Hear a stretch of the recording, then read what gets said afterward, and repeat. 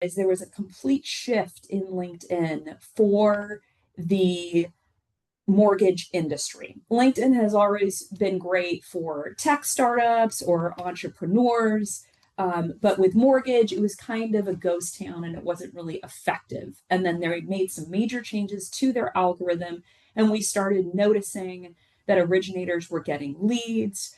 Mortgage related industries and companies were starting to generate millions of dollars in revenue because of the time that they were investing on the platform. And I have been very, very vocal in our community about using LinkedIn.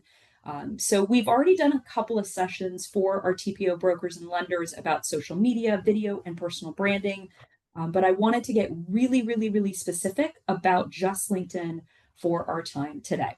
So first things first, a lot of the things that I'm going to be showing you are sort of PRMG secret sauce. If you are not already approved to work with PRMG and you are a TPO lender or a broker out there in the wild world, we would love to earn your business. And if you already work with us, thank you so much. We appreciate your partnership. So you can scan that QR code to get the process going. All right.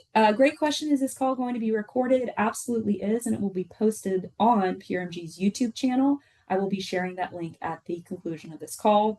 The recording should be up either by the end of today, at the latest on Monday, depending how much we talk. All right, let's get into it. Oh, you can also email tpoapproval@prmg.net. All right, what is my strategy for you today? Number one, we're going to talk about how to optimize your profile, what you need to do in terms of connections, how to time block your engagement, how to create relevant and effective content, and how to convert relationships to leads. So this is sort of the play-by-play, and I'm going to get really, really specific in this course. All right, number one, why do we even care? More than half of LinkedIn members' households earn more than $75,000 a year.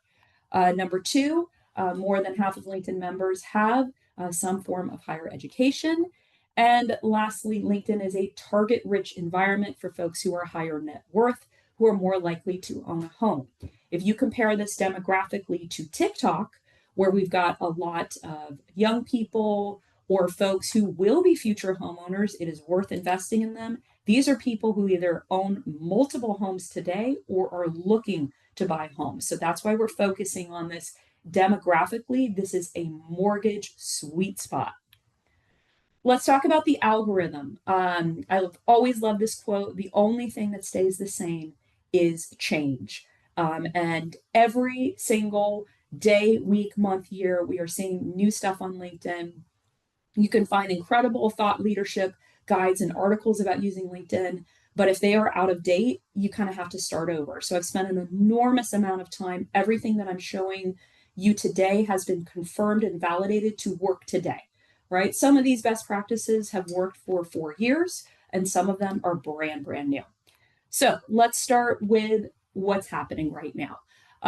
Number one, LinkedIn has become a news destination. We are seeing over 9 billion content impressions per week compared to very little job-related content. In fact, we see 15 times more content impressions than we will see for job content. And I'm sure this does not surprise any of you who are on LinkedIn every day. It is not really the place where people go to find new jobs or to recruit. Obviously, that's a big function, but it's expanded to way, way more than that. Okay, there's a lot that's on this chart, and for those of you that are a little bit more advanced, this is probably why you are here today. So this is an analysis that has been scraped from people who monitor LinkedIn really closely, their engineering blog, and all sorts of other goodies. So you will see that a couple of things I want to call your attention to on the part I've highlighted in red. Time on LinkedIn. This is really the biggest factor we are seeing in LinkedIn. It's a new word we're going to teach you today called dwell time. This is the most important factor when they are determining the quality and virality of a LinkedIn post. We're also going to talk about carousels and PDFs. What a wild card We have been banging the drum about video content for years now. We did a huge class earlier this year about video content for social media with PRMG. That's why we've partnered with amazing folks like Social Coach for our approved brokers. And now we are seeing PDFs are actually sort of skipping ahead in terms of engagement. And I'm going to explain to you exactly what that means technically. And then frequency, sort of, we used to say, hey, if you can do it 3 times a week, you're in good shape. Now they are looking for people who are posting every single day. Yikes. We have lives and jobs and loans that we're trying to get in the system. So obviously using a scheduling software like Social Coach can help you so you can batch stuff, because having to post every single day is really rough. And when I say daily, I mean weekdays. LinkedIn is a ghost town on weekends. And then algorithm focus, relevance, and dwell time are more important than vanity metrics. Vanity metrics include likes and comments. Look how many likes I got. Look how many comments I got. That doesn't matter as much as dwell time. Okay, suggested posts. This was a big thing that I'm sure a lot of you noticed. If there is a post that's promoted to become, and this is per an engineer at LinkedIn, promoted to be a suggested post, your post will have a longer lifespan and you will see them weeks or months after posting. There was a period a couple weeks ago where if you're an active LinkedIn user like I am, you may have noticed that you saw posts that were 3 weeks old, 4 weeks old, and they were very odd, right? Because it wouldn't do relevant content. If someone said, hey, I'm going to be at this trade show on Tuesday, and you would get served that post again the following month, it was kind of irrelevant. So this is something LinkedIn was playing with, is the suggested post. Thankfully, they've kind of backed off at that. There was a huge backlash in the LinkedIn community, but that's what that was. And then what they are looking for is posts that generate immediate engagement. What kind of post are you going to see that's going to generate likes, comments, shares, any kind of conversation? That's what's going to get more priority. And dwell time matters more than likes. Okay, let's start with tactical things you can do to win on LinkedIn. Number one, we're going to optimize your profile. And to do that, we need to talk about your headshot. All right, update your headshot. Number one, your photo should look like you. If your photo is more than 2 years old, it's time to take a new pic. I know you were younger, you were thinner, you had more hair, life was better. I get it, but it needs to look like you. If you meet these people in person, you don't want to give them a jump scare. That's what your headshot looks like. It's time for a new one. Take your photo outdoors in natural light.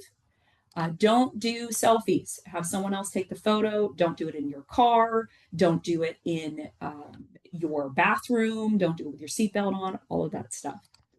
And then your face should be 60% of the frame. If you have a long distance shot, so if I move really, really, really, really far back, see, I got my PRMG shirt on, it makes it really weird, whereas you want to crop in really close in order to do that. And you want to leave enough of buffer around your headshot so that when LinkedIn crops it into a circle, it looks tight, right? And then wear what you normally would wear to work. If you're the type of person who dresses a little bit more casual, maybe you walk in with a polo shirt and shorts, or you love to wear a Hawaiian light, that's great. That's what your headshot should reflect, how you normally dress in a work setting. But just a friendly reminder, if you have questions, let's put them in the Q&A. Rocco's asking about suggested posts. It's not a type of post. It's when LinkedIn ratchets your post into being a suggested post because it thinks it will do better in the algorithm. You can't create it. LinkedIn just decides it for you. Okay, profile photos need to be public. This is something a lot of people forget. So if someone is trying to find you, if you are looking for a prospect, or if you want a real estate agent or a referral partner to find you, they are not going to click on you without a headshot. And remember, people with photos have 21 times more profile views. And I should have started with that. If you don't have a headshot at all, you need to get one on immediately. Super important. And for our loan officers out there, you should have a headshot on your email signature, your business card, every piece of marketing that you do. Really, really important. In order to make your photo public when you're logged inside of LinkedIn, On the desktop view, it's very simple. On mobile as well, you can just click on your headshot and you can see I did a screenshot there. You can change the permissions to be anyone on or off LinkedIn. Particularly if you don't have a lot of followers or you're just kind of starting out on LinkedIn, the people that you want to know may not even be connected with you. So you want to make sure that you are doing that. Okay, profile cover. This is that banner that you can see behind your headshot. When you upload a cover profile, you want to make sure that you check how it looks on the LinkedIn app on your cell phone as well as on a desktop computer. Remember, a cell phone, the screen is much, much smaller. So when it puts your headshot, it may place your head in front of maybe words or important messaging you had in the cover photo. So generally speaking, cover photos with a lot of what we call negative space, so not really busy, not a lot of words on them, tend to do really well. My personal profile cover has nothing on it. It's just completely open. So no matter what view, you can do that. But I don't actually recommend that for you guys. I want you to be replacing your profile cover at least every 6 months, and I want you to use it as an advertising banner. You can promote new loan products that you have. You can announce maybe a trade show you're attending or a new event, or maybe you've expanded into a new territory. You can use this as advertising space on your LinkedIn profile. And then you can see over here, I also have some dimensions here. For those of you that are a little bit more technically minded, here are the dimensions for pretty much every other image type you can see in LinkedIn. Generally speaking, all the posts that we do at PRMG are square. So that will be a 1200 by 1200 pixel image.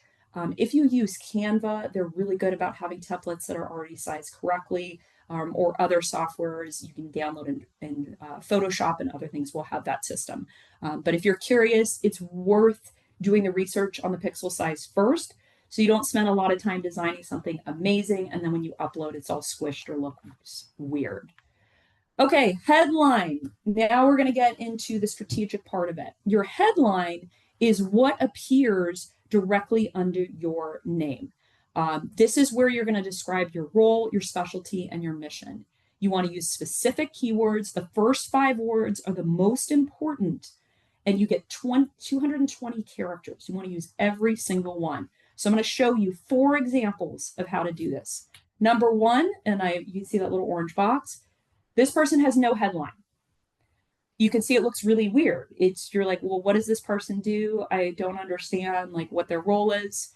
Then we've got one that's good, but it's kind of vague, right? Opportunities available for high performing what, right? He didn't think about what would happen if you would only see the first 5 words. So that makes it a little confusing.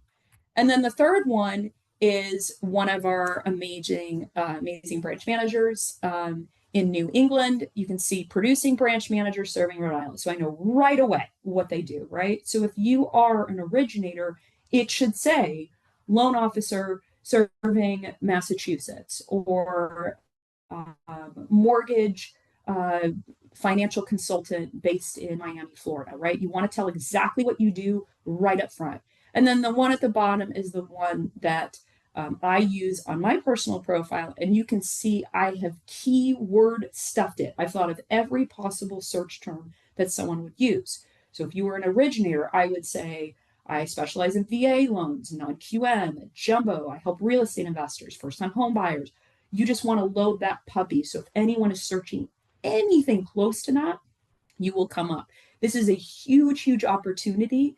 It will come up on Google. It will come up on search. So your headline is extremely important. And my favorite thing about working in digital marketing, we are not carving things in stone. So after this call, if you change your headline, you're like, okay, that feels good. And then you sleep on it over the weekend. On a Monday, you're like, I looked at some of my competitors. I want to change it. Go for it. It doesn't matter. You can always change it. But what I don't want to see is blank headlines or ones where you are not maximizing the first 5 words. Really important. Okay, about. The about. When you think about the about section, this is a much larger block of text. You can have a lot of words in this section. And I want you to think about it in the phrase with them. What's in it for me? Your entire about section should be as if someone was looking at you, a prospect that you're trying to target, and saying, why should I care? Why should I listen to you? Why should I work with you? So you want to start out with saying, telling your story, right? This is not just a list of skills or jobs. This is totally different. You are explaining why you are uniquely qualified to help this person out, why you specifically are the best person to do this deal as compared to all of your competition. So maybe you have a background as working as an underwriter for many years. Maybe you have you're licensed in multiple states. Maybe you have a specialty working with veterans because you yourself has served. That is all incredible stuff that you should include in your about section. You also want to list all of your contact information, your business, not personal.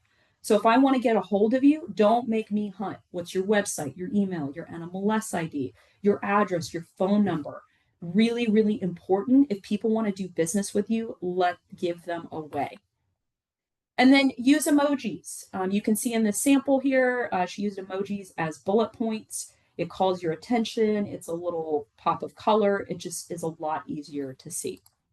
Okay, basic info. This is where you're going to enter in your contact information. Your skills actually go in the about section. You can request recommendations and endorsement. And you want to include your location. So you can see right here, it's going to ask you, where are you? So if I'm an originator in Miami, Florida, I should put that I'm in there. So it will come up when people are trying to search me or find me. Really important. Media. There is a section to upload media. You can upload documents, marketing materials. You can even create a video showcase. And what I like to do is actually select some of these pieces as featured. When you have a featured section, that will actually rise to the very top of your profile above any posts or anything that you have. And I rotate that rather frequently. So if I've got a video that's doing really well on LinkedIn, I'm getting tons of impression and engagement, I might flag that as a feature. If I'm asked to speak at a high profile show, or there's some work that I'm really proud of, or there's a guide that I created, it could be anything, a PDF, a video, a social media post, anything you want. This is sort of your best of section, and it allows you to pin stuff to the top of your profile. Recommendations and endorsements. This has been around for a really, really long time. It looks great. They still have that at the very bottom of LinkedIn. It will show any recommendations that you've received. The best way to get recommendations is to give it to others. So if you have worked with real estate agents who have been really professional and work really well with you, I would give them a recommendation on LinkedIn and write about how professional they are and how compassionate and how hard they work and responsive they are. And then hopefully they will do the same for you. Endorsements is when you will see a list of skills and you can have other people confirm that you have that skill. For example, if you are skilled in originating loans, other people in your network will get a survey asking, does this person actually have skill? And the more upvotes that you get from your network, the more prominent it will show inside of your profile. Okay, so we've now optimized your profile. We've done the headline, the about, the featured post, all of that kind of stuff. The next thing I want you to do is focus on connections. So connections, you may have seen something inside of LinkedIn where it says a first, second, or third. So a first degree connection is somebody who we are connected with each other. A second degree is somebody that we are not connected with, but your first connection is. And a third degree is someone that you are not connected with, your second degrees are not connected with, it's a third degree. And this matters quite a bit. When we look at what happens when you have a first degree connection, you can send them direct messages, you can see their updates, they're more likely to see your post in their feed, and you can have more direct interaction. If they're a second degree, that you can You will see a lot of their posts. A lot of times, secondary connection posts will be promoted to you. And it's pretty easy to ask for a connection request, right? It's, oh, we have a bunch of mutual friends. You know this person. I know this person. We should connect. That is the sweet spot. And then third degree, this is someone who doesn't really know you. This is a friend of a friend of a friend, right? You are not going to see their stuff in your feed. They're not going to see your stuff, and it is unlikely that they will respond to a connection request. And there's even folks that are outside of that, right? That people that uh, don't even have any connection at all, and that's a problem. So your goal is to get more connections. And I'm going to explain what happens if you, well, I'm going to tell you exactly how to handle this. All right. So first, let's talk about limits. You can send 80 connection requests per week if you have a basic free account. If you have a premium account, that doubles. Now, technically, if you looked in LinkedIn guidelines, it will say you can do a maximum of 100. But if you ride that like 100 every week, LinkedIn may flag you as a spam account and shut you down.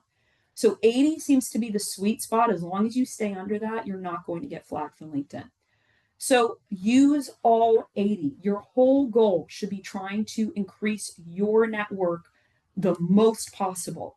Now, if you receive an invitation, that doesn't count, right? If people reach out to you, which hopefully they will because of the great content you're going to create, and I'm going to show you how to do that, then that doesn't count in your 80, but max out your connections.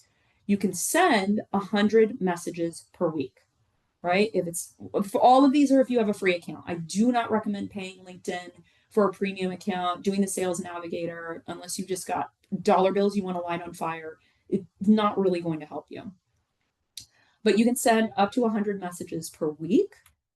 You can view 150 profile views per day. So if you are sort of scouring LinkedIn and just saying, okay, I want to find every real estate agent in Baltimore, and you're just searching and searching and searching and searching and data mining, LinkedIn will cut you off. It's not supposed to be meant for data mining. There are lots of other places that you can get your information. So I would not recommend doing that. And then you can have a maximum of 30,000 connections, first degree connections. There aren't a lot of people that have reached that limit. Once you get over 30,000, it's totally cool. It just means that people will no longer be able to connect with you. You will just have followers at that point. All right, so let's talk about how you actually connect with people. One of my favorite little tricks, and I'd say about 1% of people I've met in person know this exists, is if you have the LinkedIn app on your phone and you're at a trade show, a networking event, Chamber of Commerce, there is a little tiny squiggle in your search bar of your LinkedIn app, and that is where you can share and receive a QR code. When you click on that, you'll have the option you can see in this first one here to scan. So if you're standing next to someone, they have their LinkedIn app, they can hit the QR code and you can scan theirs. Or you can see in the last screenshot, I can select my code and they can scan there. So that's a really easy way to connect with people. Particularly, I love doing LinkedIn connections as opposed to sharing business cards. Let's get real.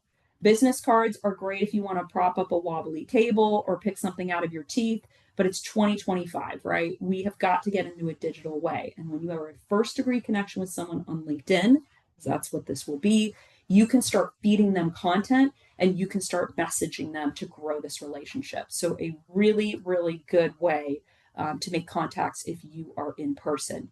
I've even seen people at trade shows, if they have, or any kind of networking event, they'll wear a name badge, and on the front of it has their name, their organization with their title, and then on the back of it, they'll actually have created a QR code to connect with them on social media. Or if I've got a website where I can capture their information or schedule an appointment, this is the stuff that you want to do. I would even print this on a t-shirt. QR codes are the best thing since sliced bread for quick lead generation.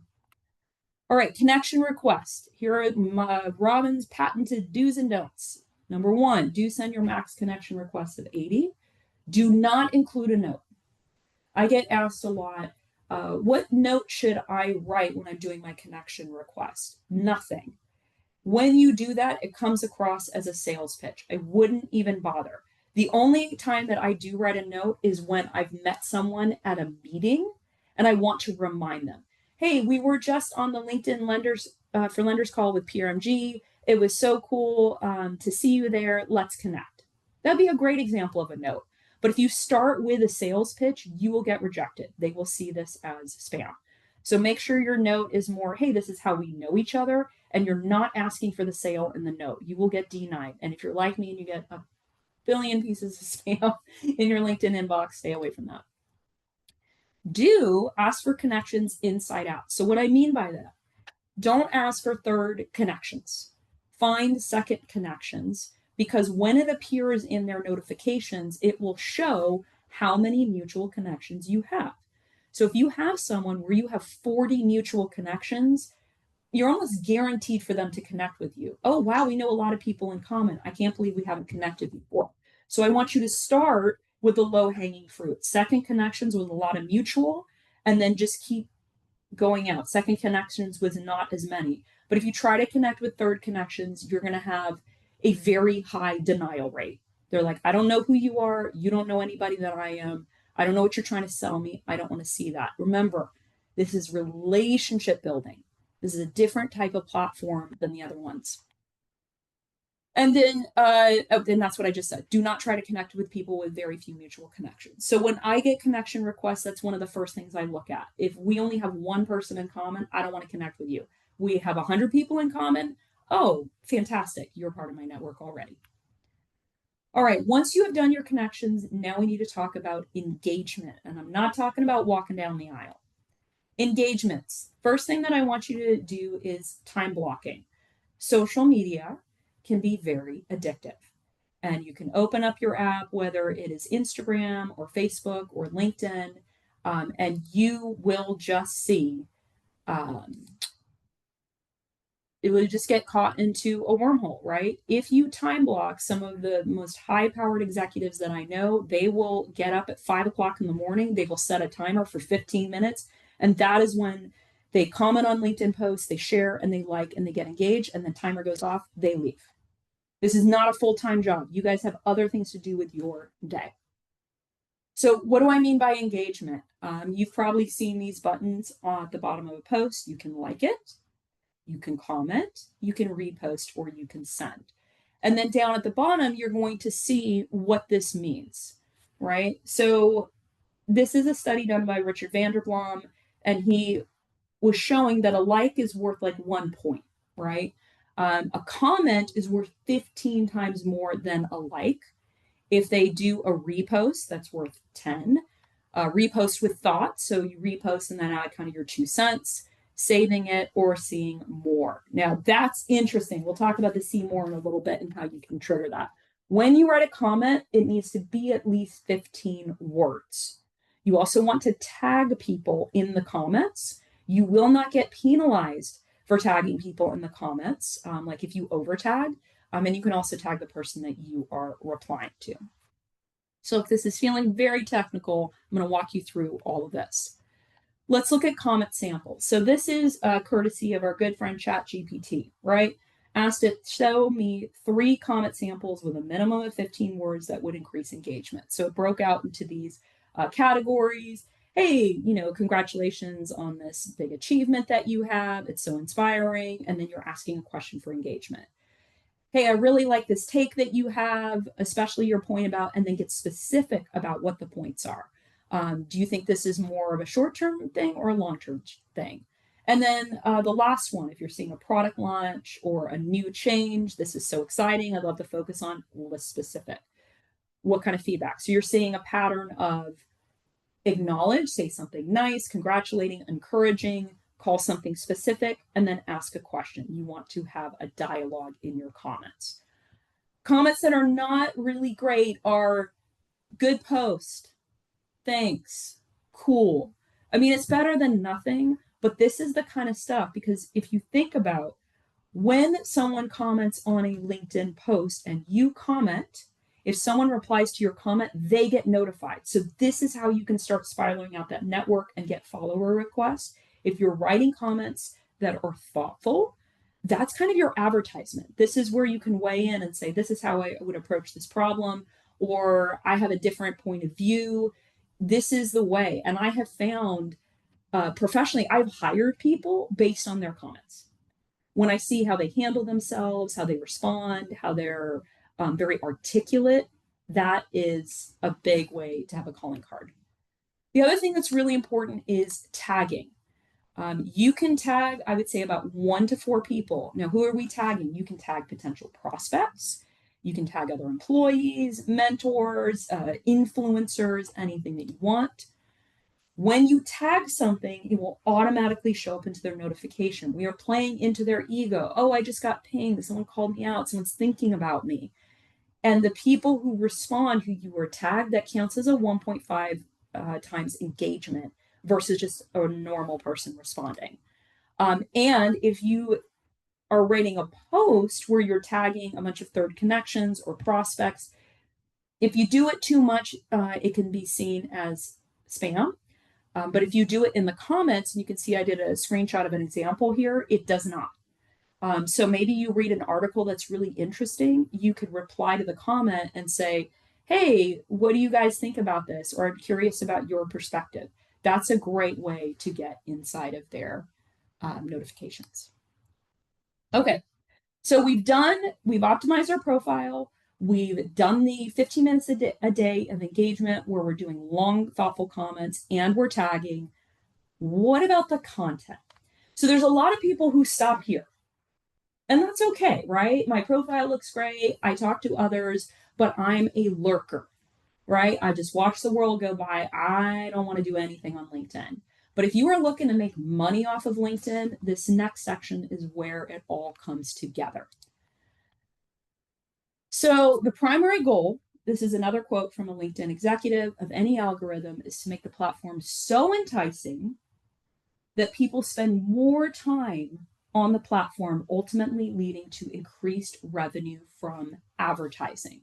And the word that LinkedIn uses for this is dwell time. If you can create a post with a long dwell time, that means people are spending more time on the LinkedIn app, which means they have more time to serve them ads. That is how you are making money for LinkedIn. They are a for-profit company. That's what they are looking for. So how do we put this together? These are the factors that will influence that. So some of this you can control and some of this you cannot, right? So first we look over on the left, they're looking at who you are, right? How many followers do you have?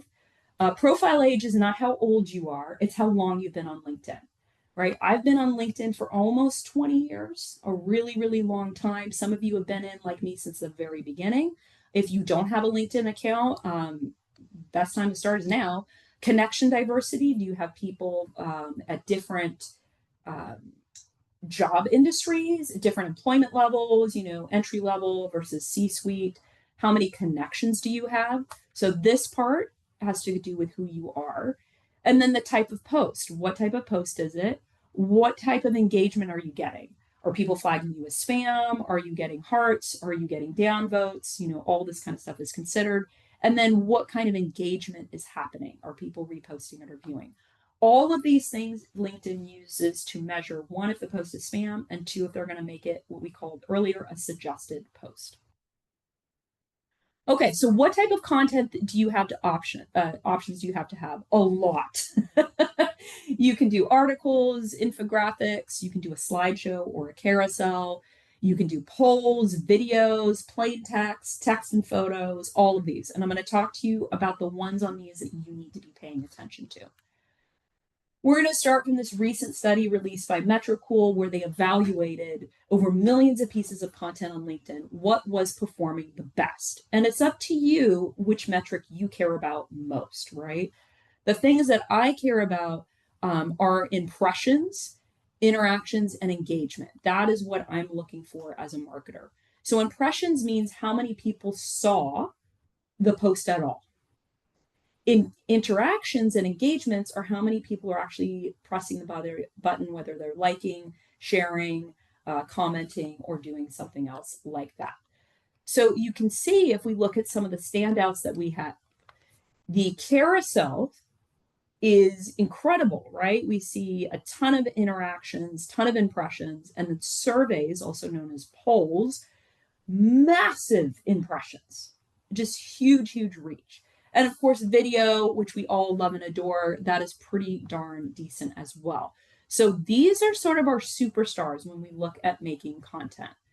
Now, if you're anything like me, you're like, what the heck is a carousel? Is that a thing with the little horses going around? No.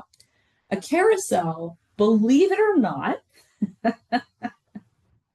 on Instagram, a carousel is a bunch of images. LinkedIn deprecated that feature. So now the only way you can do a carousel on LinkedIn is to create a multi-page PDF. It is 2025. I'm sure many of you are listening to this call on your cell phone. PDFs are a nightmare on a cell phone. It's an old type of technology, but it is what LinkedIn wants. So how do you do this? I did an experiment for those of you that follow me on LinkedIn. I did a post late last night just to kick the tires on it. And oh my goodness, was it hard. Okay, so first step, you need a carousel template. You can do this in Canva or you can do a PowerPoint. You can set your slide size. So I did a 1080 wide by 1350 height, because when you do that 4:5 ratio, that's the size of a cell phone, right? If you do square, that's fine, but you're leaving out more real estate. And we think about vertical, the more room you can take on someone's cell phone screen, the less likely they are to scroll. So always vertical, always long ways. I'll give you the same advice for Instagram as well. Long ways is really important. Each slide will be a new image. You want to have very, very, very limited text and simple imagery. And that's what's so hilarious about this, is that when I think of PDF, I think of an old desktop computer and fiddling with Adobe, where the vast majority of people who use LinkedIn, they're doing it on a cell phone, where you can only read a couple of words at a time. You want to keep it short, right? Around 5 slides. Anything past 6, you're probably going to see engagement drop off, though LinkedIn will allow you to do 300 slides. And then you are going to save it as a PDF, right? So in PowerPoint, it'll give you a choice. How do you want to save the file? You can export it as a PDF document. Then you're going to go to post it on LinkedIn. But if you try to post it, you'll get an error message. Oh, we don't accept PDFs. So then you have to click more and hit document. And then a whole window will pop up for you to upload the PDF. And as long as your file size is under 100 megabytes, you are good to go. So why, oh, why did we go through all of this effort? Well, it boosts dwell time. The longer people stay on your post, the more LinkedIn sees it as valuable. So what's going to happen is that people will see your first slide, and then they could engage with it. And then they click next, next, next, next, next. All those seconds going by when they're reading and clicking next is adding up to your dwell time. Also, if you don't click on it the first time, it will refresh in your feed and show you the second slide. And it will, in a 5-slide piece, it will show you that post 5 times. So you get a massive amount of impressions and engagements. So that's why this is important. Do I recommend doing this? If you have an easy way to templatize it and scale it, sure. But for most mortgage sales professionals, I would think it's too much effort to do this. So I don't think I would do it unless it was something really spectacular that you needed to promote. Okay, polls. That was the other thing that we saw that had massive engagement. So you can see over on the left here, I have a screenshot of what a poll looks like if you are seeing it. So they'll ask you a question, and then the person creating the poll can ask a bunch of different answers they can select. And then the one on the right shows what it looks like when it's answered.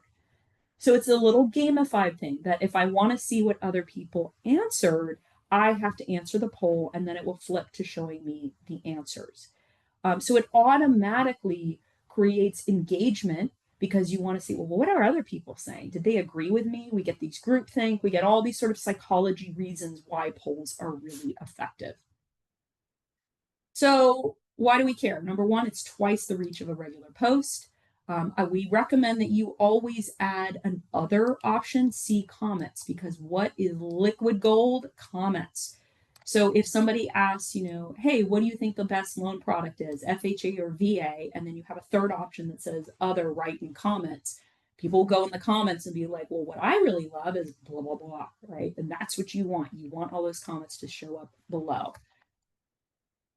Make your polls as broad as possible. You want to attract a very, very large audience. If you are getting that type of impressions, chances are these will be people that you do not know, maybe you've never met before. So make it broad.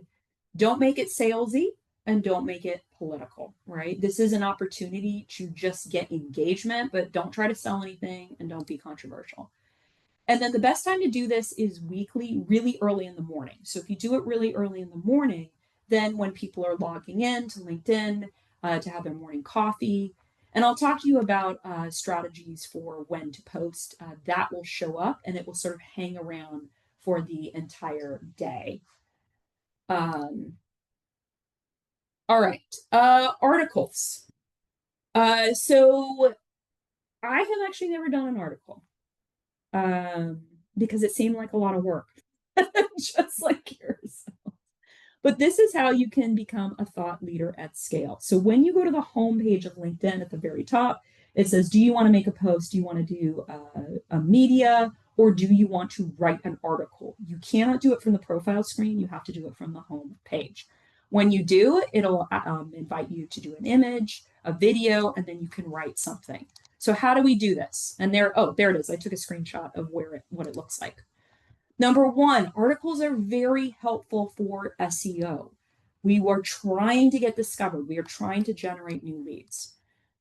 It also can help you if you want to build out a newsletter, and a newsletter will start pinging everyone in your network, making you more visible.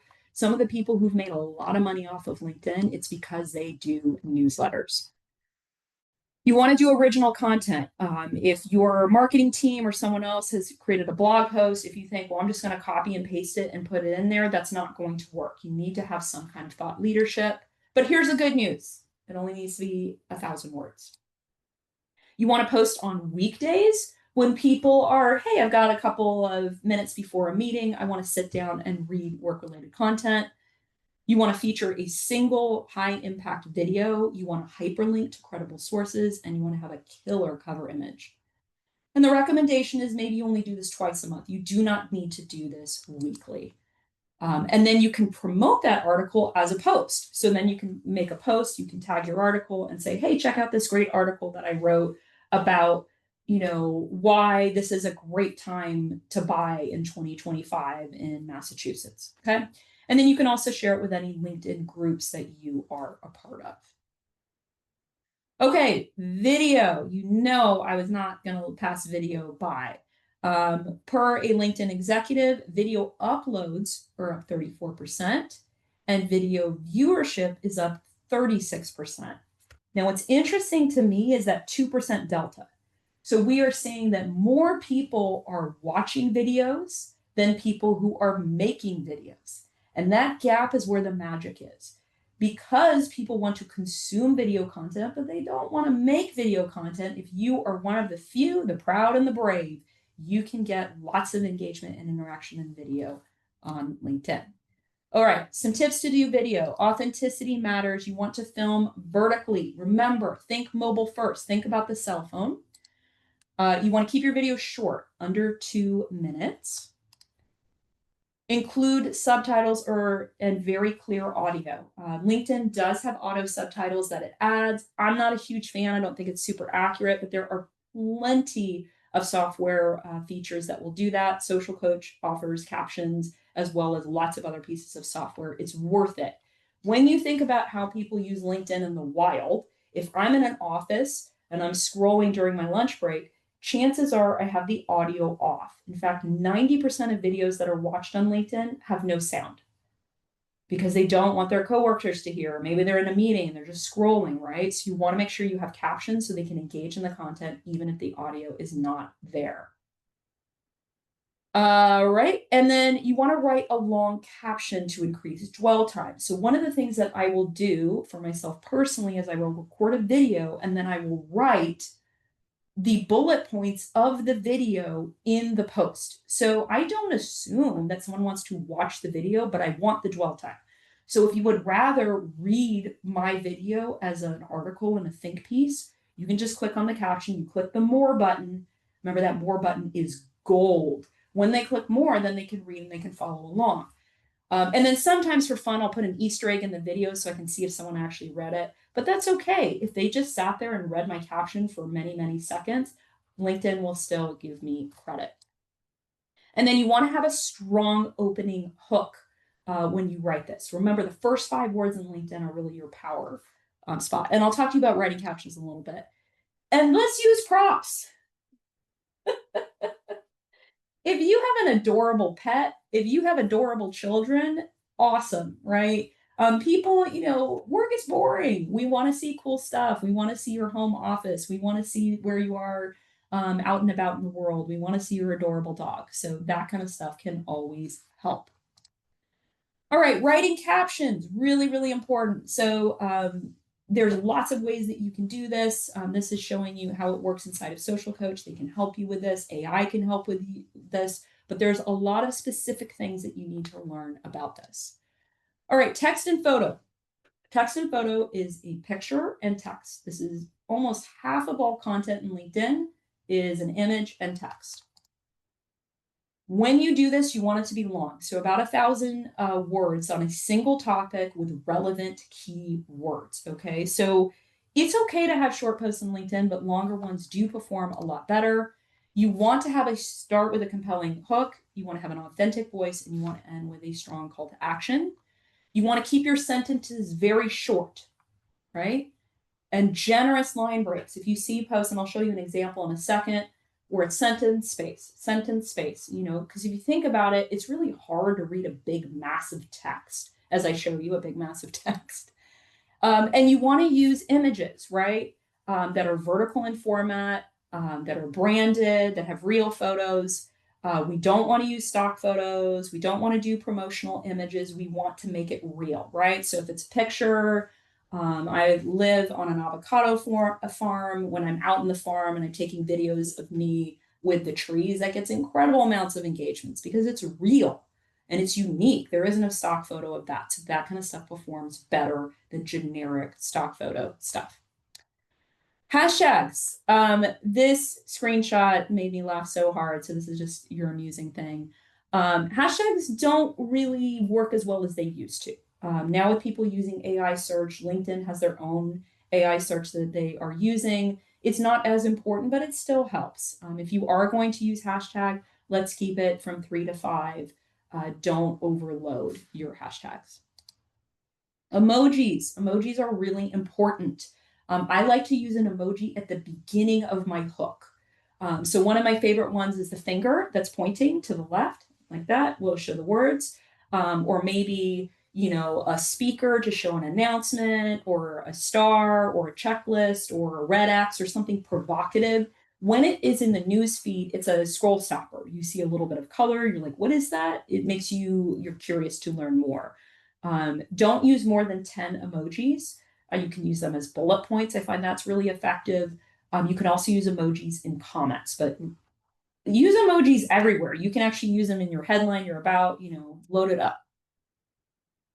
All right, one of the biggest myths that we've seen on LinkedIn, and this was debunked just a few months ago by the team at Metricool, that having a link inside your post, it used to mean it would kill your reach. They have reversed that. You can now have a link inside your post and it does not hurt it. People were also putting links inside the first comment. Sometimes that works, sometimes that doesn't. So this has just been an ongoing debate within LinkedIn. And it looks like as of right now, that recording this video, you can put a link inside. So for example, when I was promoting this class, maybe you saw that on LinkedIn inside of my caption, hey, click here to register for my webinar. Or if I'm helping an originator, it might say, click here to start your loan application on my website. So links are really, really valuable. I wouldn't use them all the time, but if they are relevant to what you're doing, please include. Another important principle is what we call the golden hour. When you post something, you need to linger. LinkedIn is watching to see the immediate reaction to your content. Are people engaging with it? Any engagement that you receive within the first hour, hour and a half will determine its virality. And you can help if someone writes a comment on your post, reply to the comment and tag. You can tag others, you can include comments, you can actually put your own comments in there to help, but really important to do this. This is also why you need to be careful when you post. When I did a post really late last night, probably not a lot of people are online, so I'm not going to get a lot of engagement. But if you post when people are going to see it, and you get immediate engagement, those things equal virality. How can you see how it's happening? You can go into your analytics. So when you go into your profile section, you will see your analytics. It will show you followers that you have, how many times your profile has been viewed, your impressions. And when you click on impressions, this will show you impressions and engagement. And you can also use a drop down to show time period. So you can start to learn a little bit about what posts are doing really well, and how you can sort of tweak things going forward in the future. And when you open that up, you'll see something like this, where it'll show your engagement. You can see, the comments, how much was reposted, and you can watch this. Now, unfortunately, it's not going to say this one was on Tuesday at 11 a.m. This would help if you had a content calendar or a spreadsheet or something where you could go back and you could kind of reverse engineer. Okay, I notice when I do stuff on Tuesday, it does really well. You would kind of need to put those two pieces together. Repurposing content. Many of you have heard of Gary Vee. This is one of the most brilliant strategies you can do. It took a lot of work to do that carousel that I did last night, but look at all the things that I can do. A long form text can create micro content. A video can become a text post. A poll result can be a full article. And a comment thread can become its own post. So this is almost a flywheel of content. As people are engaging, that will inspire new content. You can take a long video, you can cut it up into short things. You can take an article, you can cut it up into micro posts. You can start to take this content, your original thought leadership, and you can spin it into multiples of pieces to be very efficient. And look at your analytics. If you have a post that's doing really well, do more of it. Do a video based off of it. Do an article based off of it. And then the other thing we need to think about is SEO. AI, unfortunately, cannot search within a LinkedIn post. And this goes for all of the platforms, Instagram, Facebook, everything. So if you write a brilliant LinkedIn post that gets lots of impressions and engagement, and someone goes to ChatGPT, it will not be able to source your article. So what I would advise you to do is reuse that same LinkedIn content for your website, your blog, or anything that is public, anything that can be scrubbed by AI. You're going to get indexed on AI, but by what we call hyper-specific content. If you do, and let me give you an example.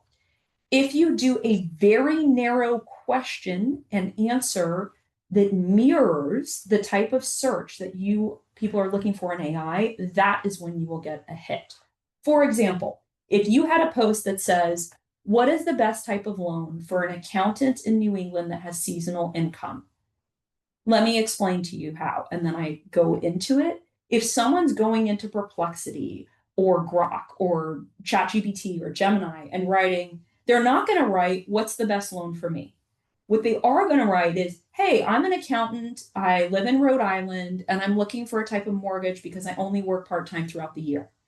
Your piece of content will come up first. Because when people talk to AI, we are all narcissists, right? We're like, I want you to know this about me and this about me, and I want a hyper-specific thing. Feed that beast. If you can create hyper-specific content, you will get flagged in AI. Another thing, as promised, want to let you know when to post. Your sweet spot is going to be Tuesday, Wednesday, Thursday. Weekends, I wouldn't even bother. It tends to be early in the morning. And then this is interesting. Based on what time zone you're at, we can also see these numbers shift. As a general rule, Thursdays are great for LinkedIn.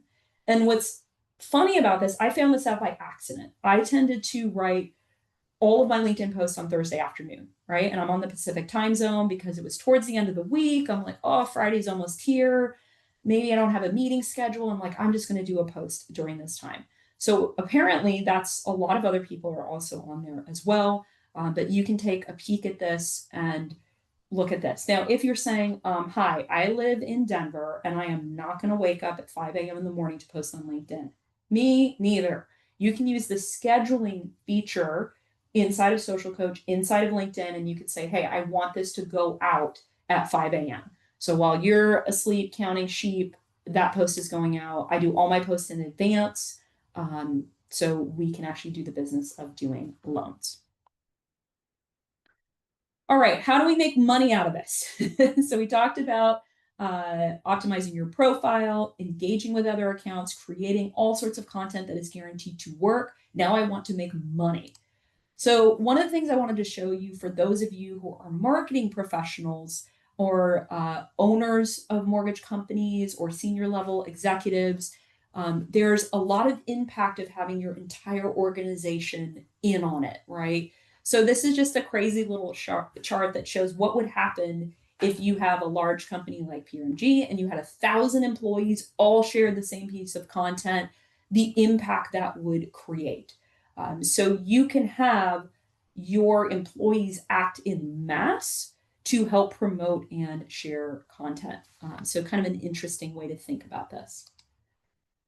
Interaction. You want to create opportunities to interact with your leads. This can be virtual, like what we're doing right now, right? I'm interacting with you. I may not know, we may not have met, but you get to see my face, you get to hear my voice. You can also set Zoom appointments, you can schedule a call. So you want to pull people out of the platform and into your world so you can deepen the relationship. You can also do in-person trade show, conferences, in-office visits. So when I'm on LinkedIn, I'm going to promote, hey, I'm going to be at this trade show at booth X. It would be so great if I saw you there. Or, hey, I'm going to be at this mortgage networking event. I really would love to connect with you there. Let people know you're there, and they may even respond, oh, I'll be there too. Let's plan to meet up for coffee. And make it easy for your prospects to find you. Don't make them guess. If you're hosting a booth, tell them what booth number you're going to be at. Make sure your contact information is in your about, in your profile on LinkedIn. Check your DMs, right? The other thing you want to start doing is collecting data.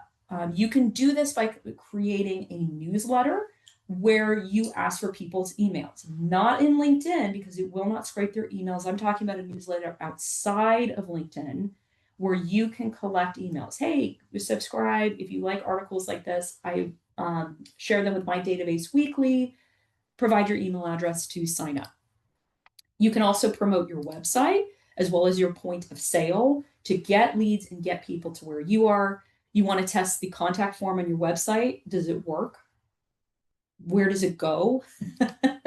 And you want to verify your information is correct. Is your phone number right? I want you to call it, see what happens. Does it go to voicemail? Is it the wrong number? Is your email for your last company? And then you want to collect contact information. You can say, oh, click here to download a white paper. Click here to download a home buyer guide, right? You were trying to extract home buyer information so you can put that person into your CRM and market them. So you can start dripping on them to convert them to a valued referral partner or a loan application. DMs, that stands for direct messages. When you are sending connections to people, do not direct message a cold prospect. So if this is a third connection, someone who doesn't know you, don't send them an email. This has become so oversaturated, it just does not work, full stop. This is not the way. I do want you to check your DMs daily, though. It's amazing the amount of things that I have missed because I didn't log into LinkedIn that often, and maybe there was a really cool opportunity or a really great prospect that came up. And because I wasn't checking my DMs on a regular basis, maybe months had gone by.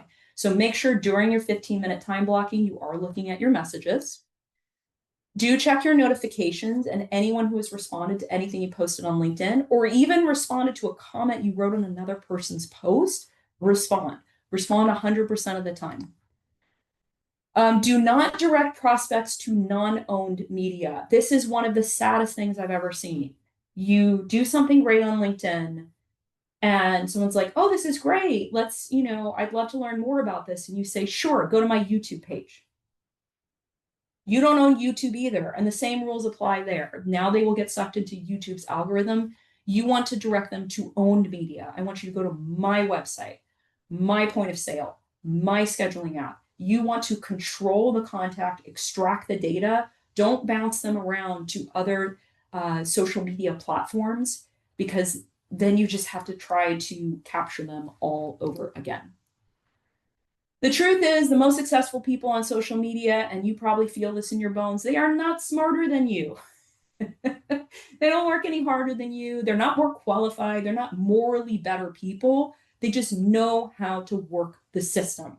And they absolutely are taking your business right now. The folks who are on this call, and I know there's several of you who are masters at social media, they are reaping the benefits from that. And for those of you that are skeptical and you think, oh man, I don't know about this social media thing. Hey, if you can't beat them, join them. This is where fortunes are being won. That is why I call this class the Gold Rush. So what's my plan for you?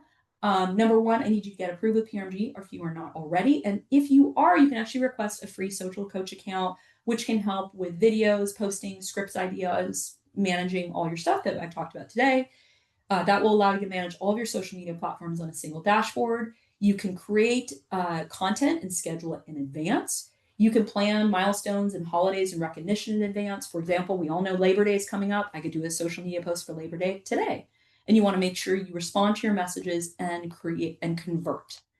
If you are not already approved with PRMG, here is our QR code to do that. And then if you want a recording of this call, this QR code will actually take you to the YouTube playlist where we have done the series of broker education, learning for lenders. I encourage you guys to check it out, and that's where this video will be posted. Okay, we went a couple minutes late, but I do want to make sure we answer any questions. I want to thank every single one of you so much for investing in yourself and being with us today. It means the world to earn your business. And I will stick around in case anyone has any questions. Oh, thanks, Johnny.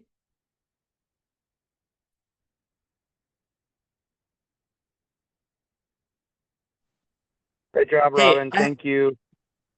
Oh, thanks, KP. I have a quick question, I think, but you mentioned social media in general. Can you hear me? Yeah, I can hear you.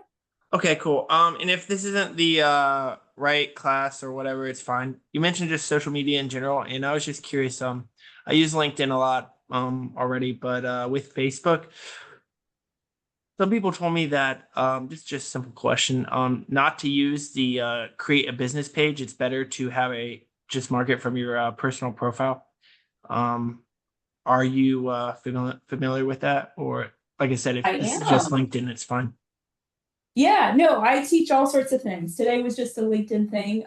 So what he's talking about is on Facebook, you have the option to have a personal page and you can add a business page. So let me show you, I'll use PRMG's business page as an example. So you cannot have a business page without a personal page. So if you were like, hey, I'm not on Facebook, I just want to create a business page, that is not possible. You must have a personal page first. So you can see over here, here's my personal page. That's a picture with my face on it. But this, PRMG, this is the business page that I manage. So there are advantages and disadvantages to both. With a business page, you can run ads. You can see I have all this extra goodies over here. I can boost posts. It will also allow me to have likes and followers. I can put all of my information here. It just allows me to do a lot more. However, it is not your imagination. The reach on Facebook business page is terrible. If I post something on here, no one's going to see it. And the reason why is because Zuckerberg wants us to pay a bunch of cash and boost posts, right? It's cash grab. But if I put stuff on my personal page, there is a better chance that it will go to my friends and family, right? Because you can't run ads, you can't boost posts on a personal page. However, I may not want my business colleagues on my personal page, right? Like maybe I have pictures of my children or I say where I'm going on a vacation. Like I don't need everyone to know that. So you have a couple options. One, you can say, hey, my life's an open book. I will connect with people on my personal page and I will ask them to follow my business page. Or you could create a second personal page tied to your work address. Just be careful, Facebook might flag you as spam. But you do need to have a business page because that will help you later on. Like if you're connecting it to a social media publishing platform or a CRM or anything like that, you will never be able to link your personal page. So you have to create a business page if you want to do any type of business on social media. Okay, thank you so much. Sure. Oh, that's not good. Sorry you're having issues with the QR code. Billy, that was the one that I grabbed from you. I don't know if you have a new one or that's the right one. Yeah, we Okay. posted it. That one works? Yes. Okay. All right. What other questions do you have?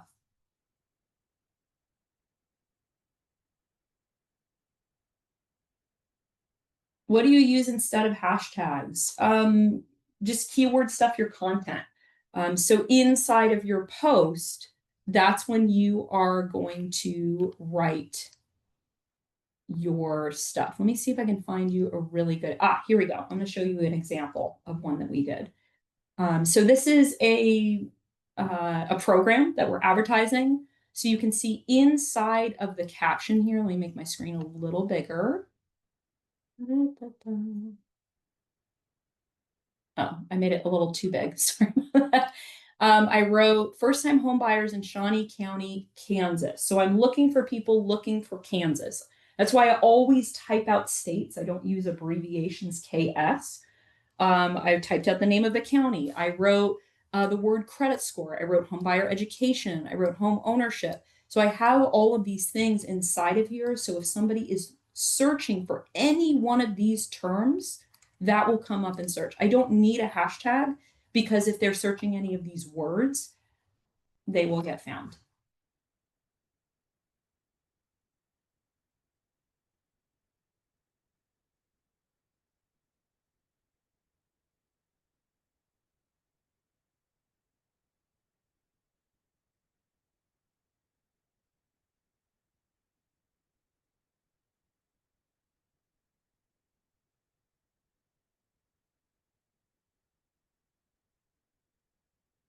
Okay, any other questions? Oh, let me give you a plant emoji.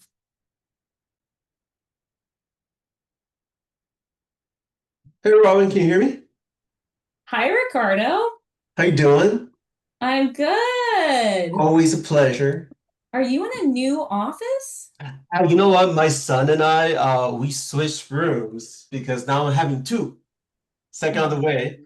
I put them in the bigger room.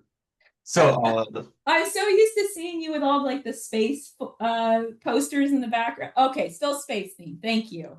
yeah. My dream of being an astronaut's still there. Nice, nice.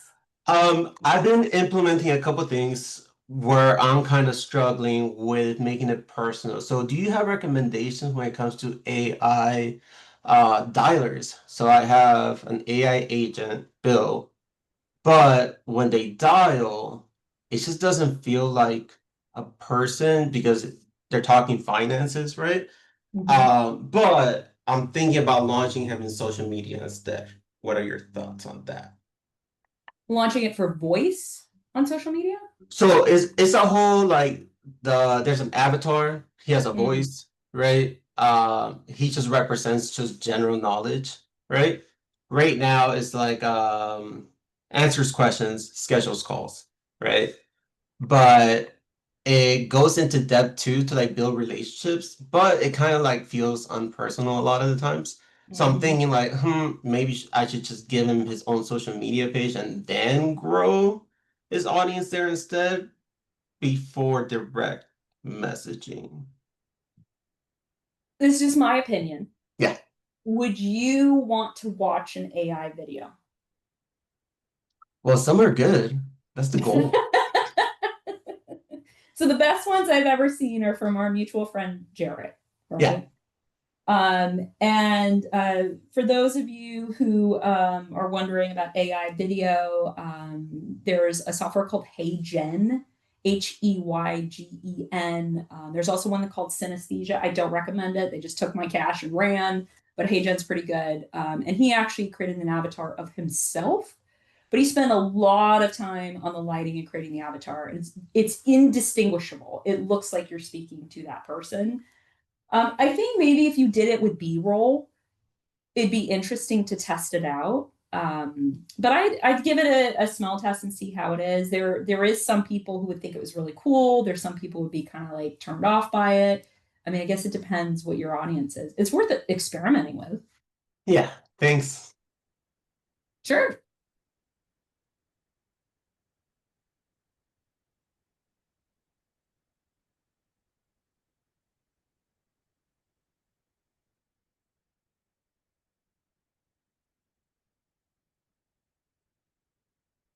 Awesome. Well, thank you all so much for spending your Friday with me. We try to do these classes about once every other month. We'll promote them on LinkedIn. And like I said, on our YouTube playlist that's in the chat, you'll see a recording of this posted. We really appreciate your attention today and have a great weekend. Bye, everyone.